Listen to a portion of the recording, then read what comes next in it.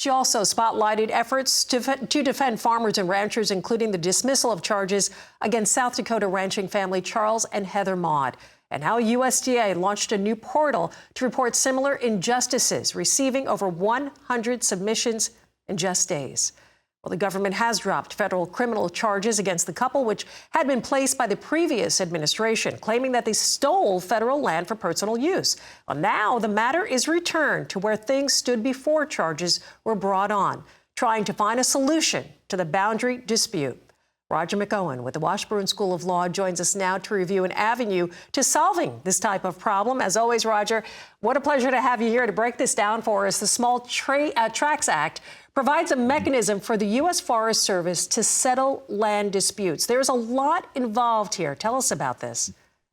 Well, good to be with you, Suzanne, and it's good to have some great news. And indeed, the Congress a number of years ago created the Small Tracts Act. It was modified by the 2018 Farm Bill. And what it does is provide a mechanism for the U.S. Forest Service to resolve land disputes and management issues involving small parcels of National Forest System land. And I think the most directly relevant part of the statute are the criteria involving the conveyances of small parcels and road rights-of-way that, again, were amended by the 2018 Farm Bill. So if you have 40 acres or less valued up to $500,000, or smaller parcels of 10 acres or less that have improvements on them, such as irrigation equipment or a well, something like that, or an unused road, then there's a procedure here that the Secretary of Agriculture can use at her discretion to resolve this dispute and come up with some type of agreement how that area in dispute will be conveyed to the landowner.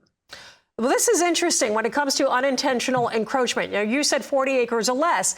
The deal with the Maud family, is it because it was more than that became an issue here? No, it wasn't. It didn't involve the amount of acreage. What it was an old survey, a fence that was put up in the 1940s, and the fact that you can't use adverse possession or boundary by acquiescence against the federal government. You can't use it against the state government. And that's why Congress came in with the Small Claims Act or Small Tracts Act and said, we're going to basically create by statute a procedure that works like adverse possession or boundary by acquiescence so that we can resolve these disputes. The problem in the Maud case was that the fence was put in by a Forest Service survey done decades ago, and then technology changes. They survey it again with the new technology and then claim, well, it's off and you've stolen 50 of our acres. Well, no, they'd been farming in accordance with the fence that had been there for a long time, and their families had farmed in that area since 1910. So this is not something that should have ever gone to criminal charges. You work these things out. You use the Small Tracts Act, and I'm glad to see the new administration and the Secretary of Agriculture get this resolved and get the criminal charges out. So now this can get resolved. And when it comes to resolution here, what do you think the next steps are?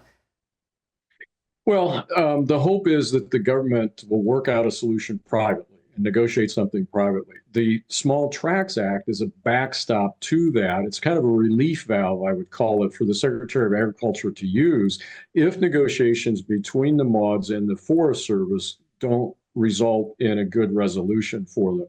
And I suspect there are probably other landowners in this situation that border Forest Service land in the West that need to be aware of this procedure. Their attorneys need to be aware of this procedure. But I think now we've got an administration that's friendly to private property owners and ranchers in terms of private property rights. Absolutely. Comes down to the law, doesn't it? And just doing the right thing and make it work out. Roger, a pleasure, as always, for this information. Good stuff. Roger McEowen with the Washburn School of Law. Appreciate you being here.